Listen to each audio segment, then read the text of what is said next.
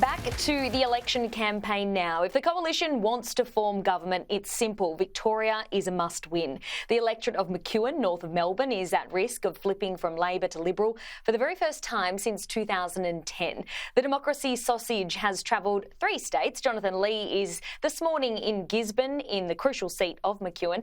Jono, good morning to you. What sense are you getting from voters there? Morning. Well, Holly, it's a gorgeous day. What started out very cold and overcast, the gunmetal grey skies, they've left us.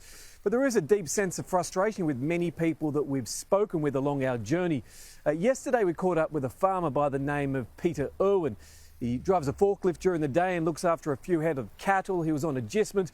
We stopped along the roadside to ask him how he's been feeling during this election campaign and what he's made of things. His frustration is very evident. You sound frustrated. Everyone's frustrated. I mean, this is why the world's gone the way it is. You can't trust a politician. They've got to grease the wheels with their own parties and everything else, which weakens their policies. We've got one politician that wants nuclear power. Then we've got the other side that wants all green. I mean, we know oil companies that run the world. There's got to be some sort of happy medium somewhere. What it is, I don't know. We should be building train lines like Japan. There's no return back to the nation. Half the time when they promise stuff, it doesn't even come through. And when they do, some of it's from the previous party that's been in the pipeworks for even longer. The coalition this election is offering 25 cents a litre off your petrol price or your diesel price. Is that something which would interest you? Oh, it's always great, but at what cost? What are we going to have to sacrifice for that? And what else is tied up with that? I mean, there's never a straightforward answer to just a promise. Yeah, Holly, I know you've covered a number of these key battleground seats over the last few months and you've looked in depth at some of the voter frustrations in the area. McEwen is only held by 3.8%. It's marginal. It's key for Peter Dutton. If he wants to get his way to the Lodge, he needs to pick up 20 seats nationally. The coalition only holds 10 seats in Victoria. The Labor Party, though, holds 25 of the 38 seats. So you start to understand the importance of the outer metropolitan areas, and especially McEwen, which is a bit of a Frankenstein seat, as many people have talked to us about today. We just need some common sense in these parties, you know, like they just seem to go off on these random little things, but no one's better off for what they're doing. Regional's forgotten. You know, you have a look at all their wonderful promises, bugger all throughout the regional and bloody rural. It just makes us totally really, you know, because they don't care about regional. You feel no forgotten. Governments care about regional.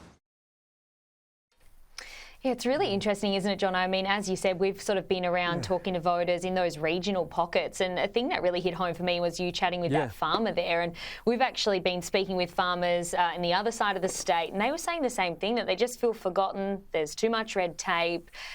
Essentially, though, our farmers are the backbone of our country, right? I mean, John, how are international issues playing into this election? I was speaking with some voters yesterday, and they kept saying that they're really concerned about these international issues, very concerned about Trump, and if we're equipped to deal with that.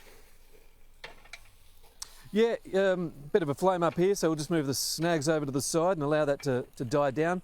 It's interesting, a couple came up to speak to us early this morning and they made it very, very clear that the dominant issue in their mind was how the future federal government, the next federal government, will deal with the Trump administration. And you think how far away Washington is. Well, what that tells you is that they're not thinking about China or defence. They're actually thinking about Australia's most important strategic ally and whether Australia's politicians can deal and work with that relationship. Have a listen to how they described it.